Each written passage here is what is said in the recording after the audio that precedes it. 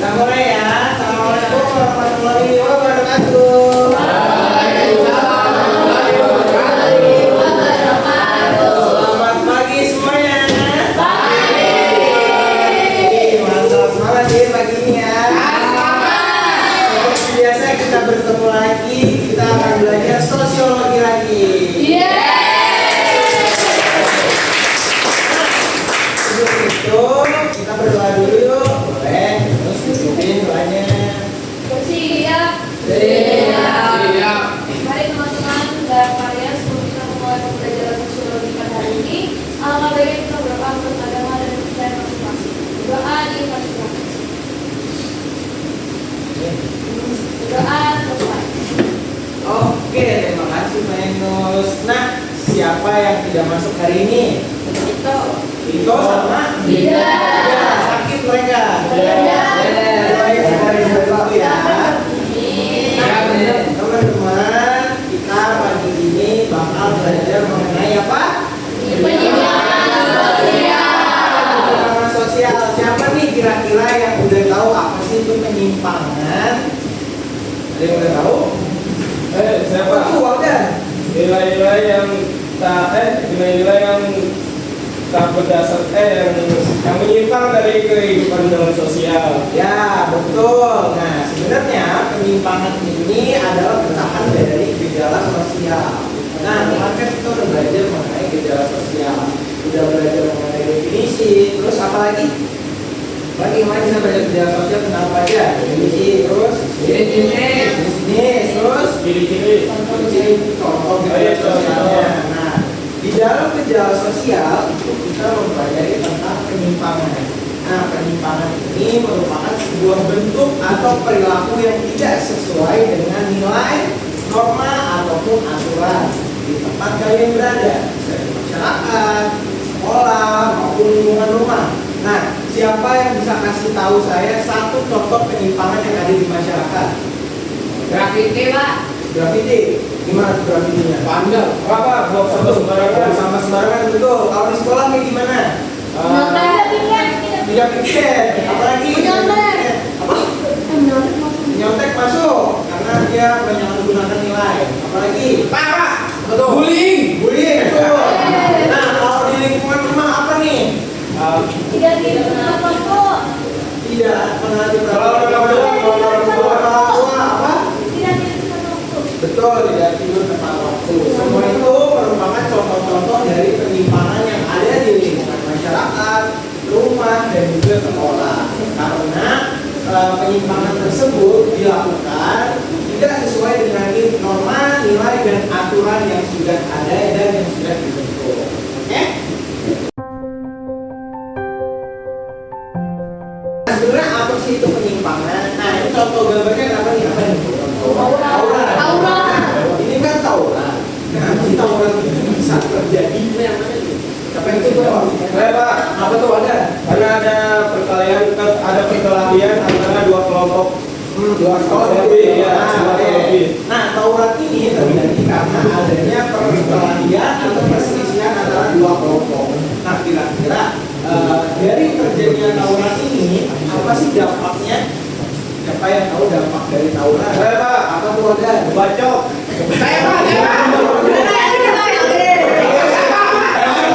Ini Pak masuk penjara. Ada lagi mungkin yang betul. Nah, itu semua adalah beberapa contoh dampak dari tawuran. Oke, lanjut. Nah, sebenarnya apa sih definisi dari penyimpangan itu, teman-teman? Nah, penyimpangan itu merupakan sebuah perilaku seseorang ataupun sekelompok orang yang tidak sesuai dengan nilai dan norma sosial yang berlaku di dalam masyarakat. Dengan kata lain, penyimpangan ini terjadi ketika individu bertindak melanggar aturan, kebiasaan, atau harapan sosial yang telah disepakati bersama. Jadi, terjadinya penyimpangan itu karena sebuah individu ataupun beberapa kelompok yang menyalahgunakan atau tidak mengikuti mengenai nilai, norma, dan yang ada di dalam masyarakat itu sendiri. Oke, lanjut. Nah, karena kita lagi belajar sosiologi, ya kalau kita nggak masuk ini penyimpangan itu dalam artian sosiologi. Nah, menurut Emil Durkheim, masih kenal kan? Nah, menurut si Emil Durkheim ini, penyimpangan merupakan bagian yang normal dan tidak terbedakan dalam kehidupan sosial. Karena setiap masyarakat memiliki keberagaman nilai serta tingkat penerimaan terhadap norma yang berbeda. Nah, penyimpangan justru memiliki fungsi sosial yang penting, seperti menegaskan batas-batas moral masyarakat, memperkuat solidaritas antar anggota, serta mendorong perubahan dan inovasi sosial. Nah, si Durkheim juga bilang, penyimpangan tidak semata-mata harus dihapuskan, karena tetapi perlu dipahami sebagai elemen yang berperan dalam menjaga keseimbangan dan dinamika sosial. Nah, penyimpangan itu sebenarnya tidak melulu hanya hal-hal negatif, tapi dengan adanya penyimpangan dalam sosiologi ini, kita juga bisa mempelajari hal-hal positif apa aja yang terjadi ketika penyimpangan ini terjadi di dalam lingkungan kalian masing-masing. Contohnya nih, kalau misalkan di lingkungan rumah kalian ada pencurian, ada begal, nah itu sisi positifnya kita sebagai anggota yang berada di lingkungan rumah tersebut punya nilai atau aturan baru. Kayak misalkan aturan baru yang terjadi ketika udah kejadian pencurian nih, diadakan roda setiap malam. Terus apa lagi? Apa? Kalau ada portal ditutup di Ya betul, kalau ada portal ditutup jam 10. Ya. Terus apa lagi? Betul, mengurangi kegiatan malam hari. Terus juga bisa bikin CCTV baru kan, di spot-spot yang sekiranya emang sering dicurigai. Nah, ini ada bentuk-bentuk penyimpangan sosial. Ada 3 nih. Apa yang pertama? Yang kedua? Nah, untuk bentuk-bentuk penyimpangan sosial ini, yang pertama ada dari sifatnya. Di dalam sifatnya itu ada 2. Yang pertama ada penyimpangan positif nih, menyimpang tapi berdampak baik. Apa tuh contohnya kira-kira? Ada yang bisa jawab? Itu tadi Pak melahirkan aturan baru. Oke, terus itu tadi yang menyimpang. Kita harus melakukan penyimpangan dulu nih. Lalu ada suatu hal baik yang terlahir. Oh itu Pak, menjadi seseorang yang baik. Belum berdiri. Oke, boleh. Apa lagi? Demo betul. Karena dengan adanya demo kita bisa menyuarakan tentang apa yang kita mau. Walaupun bentuk demo itu kadang-kadang menyimpang karena fasilitas, terus kebakaran apa aja dan pokoknya Anarkis. Iya anarkis. Ya. Tapi dengan adanya demo kita melihat ada sisi positifnya. Kita bisa melihat setelah kita demo kita akhirnya bisa mendapatkan tentang apa yang kita mau. Nah, yang kedua dari sifatnya itu ada penyimpangan negatif. Nah, penyimpangan negatif ini melanggar norma dan juga merugikan masyarakat. Ya, kalau kalian tahu terkait penyimpangan ini kan pasti banyak hal-hal negatif kan. Kayak curi, terus bullying, apa lagi? Apa lagi? Tawuran, korupsi, ADRT, terus apa lagi? Rusak pasung. Ya, rusak fasilitas umum itu contoh penyimpangan negatif. Yang kedua ada dari pelakunya. Nah, penyimpangan sosial dari pelakunya itu terbagi menjadi 2. Yang pertama itu penyimpangan individu, artinya dilakukan oleh satu orang. Misalnya apa? Penyimpangan penyimpangan sosial yang dilakukan oleh individu. Melanggar lalu lintas. Maling. Apalagi? Begal. Yang sendiri. Ada berkelompok. Begal iya. Apalagi yang sendiri nih? Bakar rumah warga. Apalagi?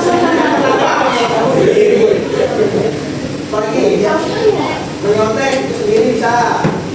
Sendiri. Telat masuk sekolah, sendiri. Nggak mungkin kalian pernah nggak sih kalian janjian kelas ini kan? Kena ya? Nah, yang kedua itu adalah penyimpangan kelompok. Nah, penyimpangan kelompok ini ya mereka melakukannya bersama-sama. Kayak tadi contohnya demo, tawuran, terus apa lagi? Begal banget tuh. Geng motor maling kadang juga banget sih. Ya betul setuju. Nah, lalu kita ada dari arahnya. Nah, yang pertama itu walaupun bentuk penyimpangan sosial dari arahnya ada yang pertama namanya penyimpangan primer. Nah, penyimpangan primer ini merupakan pelanggaran ringan dan masih bisa ditoleransi. Contohnya, kalau kalian masuk sekolah terlambat itu masih bisa ditoleransi. kejadiannya kan. Nah, kalau misalkan di masyarakat ini apa nih? Buang sampah sembarangan. Terus apa lagi? Kira-kira perbuatan kalian itu masih bisa ditoleransi lah, masih bisa dimaafkan. Siang. Ada bangkoan? Menebang pohon tapi tanpa ini ya, tanpa izinnya. Boleh, betul. Nah, selanjutnya ada penyimpangan kelompok. Nah, penyimpangan kelompok ini merupakan sebuah pelanggaran berat hingga mendapat cap negatif dari masyarakat. Contohnya, membuli pak, membuli, ya, betul, narkoba. Oh, narkoba. Kalau kalian udah melakukan penyimpangan kelompok ini, biasanya kalian akan diurus sama instansi yang lebih formal, kayak polisi, terus juga Pak RT, Pak RW, desa-desa kasus kalian bukan sama lingkungan masyarakat. Nah, kalian bakal bisa negatif dari kasus itu.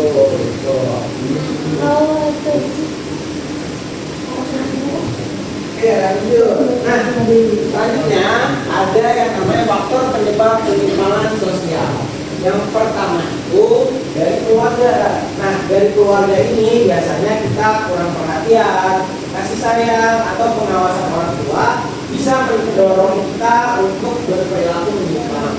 Kalau kalian udah melakukan hal-hal negatif di sekolah nih, terus orang tua kalian panggil nih, dikasih tahu kan sama wali kelas kalian, Bu, Pak, ini anaknya melakukan hal ini. Iya tuh, apa orang tua kalian dengerin aja wali kelas kalian ngomong, tapi kan ada rumah, bukannya ditindak lanjuti sama orang tua kalian malah dia pasti itu aja. Nah, itu merupakan salah satu faktor penyebab penyimpangan sosial berasal dari keluarga. Nah, yang kedua ada lingkungan pergaulan. Nah, teman sebaya yang berperilaku negatif dapat mempengaruhi seseorang untuk ikut menyimpang. Biasanya itu terjadi di lingkungan sekolah nih. Kalau kalian punya teman yang bandel, yang suka tawuran, suka nyolong, suka balap-balapan liar, nah itu biasanya dia tuh melihat aduh ikut aja, malah mau balapan gitu. Tweet, itu merupakan salah satu contoh faktor penyebab penyimpangan sosial di lingkungan pergaulan. Yang ketiga ada ketidaksesuaian norma sosial. Nah, ketidaksesuaian norma sosial ini biasanya normanya yang lemah atau tidak tegas, membuat masyarakat bingung membedakan benar dan salah. Nah, kalau biasanya kalian merasakan ketidaksesuaian norma sosial ini, ada di bagian kalau misalkan di rumah kalian nih, biasanya kan ada tempat pembuangan sampah ya. Nah, di situ kan biasanya karena udah sampahnya menumpuk, itu ditulis itu dilarang membuang sampah di sini. Nah, ada bedanya ada waktu, cuman karena bentuknya cuma banner yang kalian nggak peduli, kalian tetap buang sampah dan akhirnya sampahnya tetap menumpuk. Kalau misalkan ada peraturan seperti itu, bikin banner, jadi bikin juga CCTV-nya biar siapa yang buang sampah di lingkungan di situ bisa ditangkap gitu. Jadi mukanya kelihatan jelas siapa sih yang buang sampah di sini, padahal udah ada banner gitu. Nah, kok ternyata si wadah yang buang udah itu namanya ketidaksesuaian norma sosial karena kalian merasa aturan ini kok lemah, aturan ini tuh tidak terikat, jadi kalian yang masih melakukan. Lanjut yang keempat ada kondisi ekonomi. Nah, biasanya kemiskinan atau kesenjangan sosial dapat mendorong orang melakukan pelanggaran demi kebutuhan hidup. Contohnya apa nih? Rampok, pencuri ataupun sebagai macam itu adalah salah satu faktor penyebab penyimpangan sosial dalam kondisi ekonomi. Selanjutnya ada pengaruh media massa atau media sosial. Nah, biasanya tayangan atau konten negatif bisa meniru perilaku menyimpang. Apa nih contohnya kalau kalian lihat di media sosial tentang perilaku menyimpang? Jangan dibuang, Oke. penjarahan. Penjarahan, betul. Ribuan. Berarti yang biasanya kalian lihat di TikTok. Hoax, betul. Buzzer. Oke. Banyak. Yang biasanya kita tonton di Instagram atau TikTok. Apa? Judi. Oh iya, iklan judi. Iklan judi, Pak. Kalau Pak, iklan judi. Apa? Iklan judi. Rajini betul. Apa juga? Oke. Selanjutnya itu adalah kurangnya pendidikan moral dan agama. Biasanya nilai dan norma sosial tidak tertanam kuat sehingga mudah dilanggar.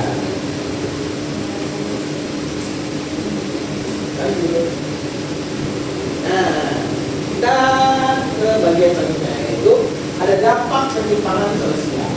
Yang pertama pasti yang namanya penyimpangan itu banyak dampak negatif nih.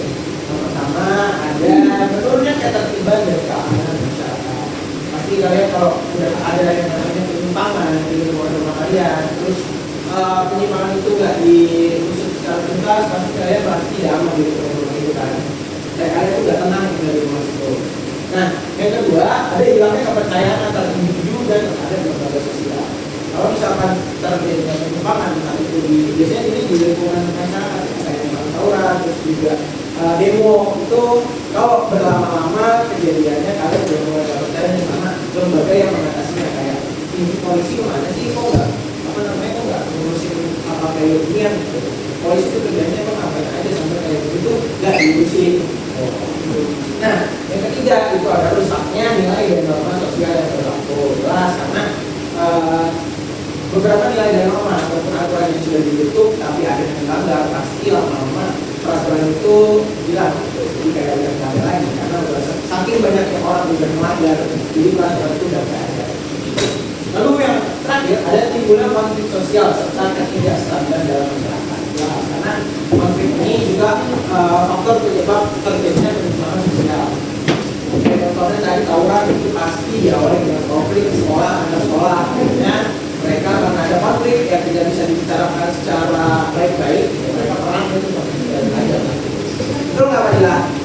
Nggak apa? Lanjut. Nah, seperti yang saya bilang tadi, dampak positif itu juga penyimpangan sosial itu juga punya dampak positif. Itu yang pertama menjadi peringatan bagi masyarakat untuk memperbaiki norma dan sistem sosial. Yang kedua, mendorong munculnya inovasi dan perubahan sosial ke arah yang lebih baik. Itu kayak misalkan tadi di sekolah ini kalau misalkan sudah marah banget sama yang namanya tawuran, terus juga seks bebas ataupun hal-hal yang menyimpang lainnya, pasti dari lembaga sekolah ini melakukan salah satu hal yang juga untuk mengurangi dampaknya, contohnya kayak sosialisasi, terus juga kalian penyuluhan, apa? Penyuluhan, betul. Lanjut, nah ini ada upaya pengendalian sosial. Nah, yang pertama itu adalah sosialisasi nilai dan norma. Kayak yang tadi Jul udah bilang, sosialisasi itu sama aja kayak penyuluhan. Nah, penyuluhan itu bisa melalui keluarga, sekolah, dan lingkungan agar individu memahami aturan sosial. Ataupun kalau misalkan kalian dulu bisa nyaman dengan lingkungan keluarga, sekolah maupun lingkungan, teman sebaya ataupun juga sahabat kalian bisa menjadi salah satu aspek untuk penyuluhan nilai dan norma sosial. Kalian bisa tahu dan bisa lebih baik ke depan. Lalu yang kedua ada pemberian sanksi sosial berupa teguran, hukuman atau pidana untuk mengalahkan perilaku seseorang. Ini jelas ya kalau kalian tidak melakukan penyimpangan atau kalian melakukan hal-hal yang negatif, pasti kalian dapat berupa teguran ataupun hukuman ataupun sanksi. Contohnya apa sih sekolah ini? Video, pasti SP, skors, dipanggil orang tuanya, dicabut apanya? Ya, itunya, kita itu. Nah, selanjutnya ada pengawasan sosial atau sosial kontrol. Nah, biasanya sosial kontrol ini dilakukan oleh lembaga formal seperti kepolisian atau lingkungan formal seperti kepolisian. Nah, ini kalau misalkan sudah terjadi di lingkungan masyarakat, kamu di lingkungan rumah kalian, ada orang yang sudah melakukan contohnya narkoba gitu, pasti setelah dia dilepas sama polisi tetap diawasin kan. Dan misalkan polisinya nitip ke ketua RT-nya, Pak, tolong ini siapa namanya warga sudah keluar dari kantor polisi, tapi tetap diawasi ya, akhirnya gimana dari Nah, selanjutnya ada penanaman nilai moral dan agama, yaitu membentuk kesadaran diri agar tidak mudah melakukan kelanjutan. Yang terakhir ada pemberian teladan positif, biasanya dari orang tua atau pemimpin agar yuk contoh perilaku dan sesuatu. Amanah Pak, amanah. Betul. Lalu apa sih? Apa? Oke. Nah, sudah habis materinya. Nonton video. Amanah.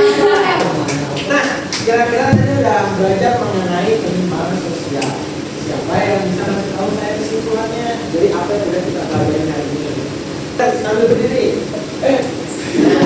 Apa tuh kesimpulan pembelajaran kita hari ini? Kesimpulannya, kalau kita melakukan suatu penyimpangan sosial maka akan ada efek dan akibatnya. Namun juga terkadang malah menimbulkan suatu sisi dari positifnya. Itu tadi lahirnya sebuah peraturan baru dari lingkungan maupun diri sendiri. Dan untuk dampak negatifnya bisa dirasakan oleh lingkungan dan juga diri sendiri. Oke, tepuk tangan buat Bapak.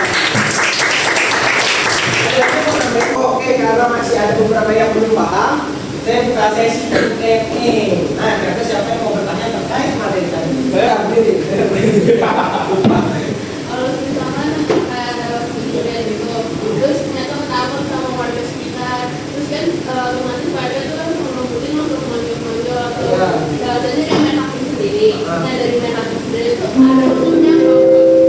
Main hakim sendiri itu sebenarnya sampai sekarang udah ada hukumnya ya. Sampai yang mengatur tentang kalau ada pencuri ini, kita main hakim sendiri itu ada peraturannya. Karena itu ya dari kesadaran diri sendiri kayak, gua baru mencuri, gua pengen ikutan lah menjokin, ataupun misalkan main hakim sendiri itu awal mulanya berasal dari provokasi. Nah, kalau misalkan nih ada pencuri nih, udah begini kan, terus ada satu misalnya provokasi lewat, tonjokin itu pukulin. Nah, itu bikin yang namanya main hakim sendiri itu tiba-tiba muncul karena diprovokasi sama satu orang tersebut. Cara menanggulannya gimana ya? Lembaga sosialnya itu harus bisa cepat-cepat buat datang dan buat mengatasi masalah itu. Karena kalau nggak cepat-cepat datang ya udah diamuk duluan sama masa.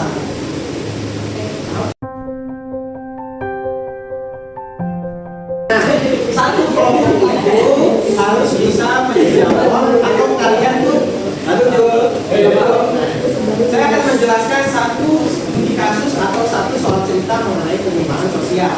Nah, di situ kalian harus bisa menjawab satu, penyimpangan sosial apa yang terjadi. Dua, faktor penyebab terjadi penyimpangan sosial itu. Dan yang ketiga, dampaknya apa dari terjadi penyimpangan sosial itu. Nah, ini sistemnya berebut. Nanti yang kelompok yang bisa menjawab duluan dapat poin. Nah, poinnya itu berguna buat apa? Buat tambahan buat kalian. Boleh, calonnya ini angkat tangan sih. Siapa sih? Belum. Arif bekerja di sebuah toko swalayan. Saat pemiliknya lengah, Arif mengambil sedikit uang dari kas dan berencana mengembalikannya nanti. Iya, akhirnya dia kembalikan. 3, 2, 1.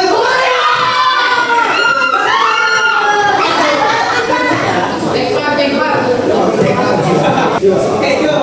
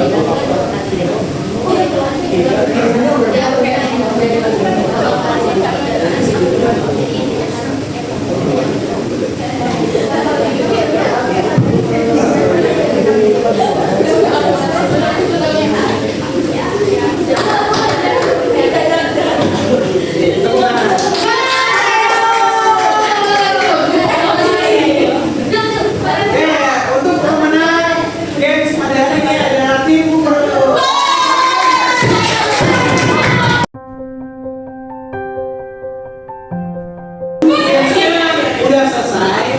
Untuk penutupnya,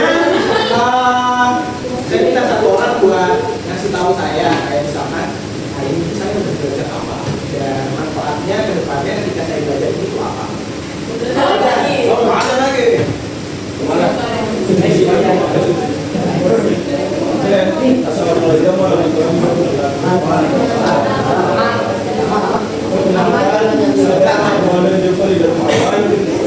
dari kelas A. Iya, kayak apa tadi Pak? Oh ya, bikin Bapak. Oke, jadi Bapak itu kesulitan apa tadi? Kamu udah belajar apa hari ini dan manfaatnya buat kamu Pak? Oke, jadi yang tentang penyimpangan sosial betul. Nah, jadi penyimpangan sosial ini kan ada dampak positif dan dampak negatifnya. Ada juga peraturan-peraturan yang baru yang dibuat daripada penyimpangan sosial ini. Nah, dari yang Bapak lihat tentang penyimpangan sosial ini, kita itu jadi tahu bahwa ada beberapa penyimpangan sosial yang ada di dunia ini yang baik kita lakukan secara tidak sadar maupun yang tidak kita lakukan. Ya, jadi kita itu mengetahui apa daripada dampak negatif ataupun positif dari penyimpangan sosial yang tadi terangkan, serta bagaimana langkah atau upaya yang harus dilakukan ketika ada penyimpangan sosial daripada kita ini sendiri. Ada lagi mau nambahin? Boleh. Mbak, aku jadi bahasa Inggris.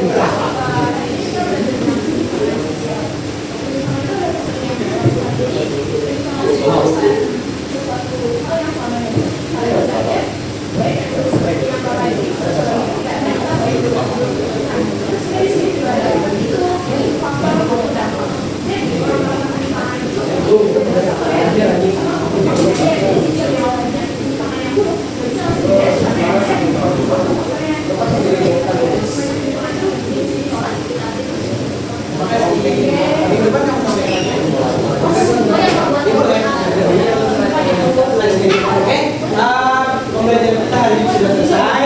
Terima kasih semuanya buat yang sudah aktif dan sudah berpartisipasi. Semoga ilmu yang saya berikan bermanfaat untuk kalian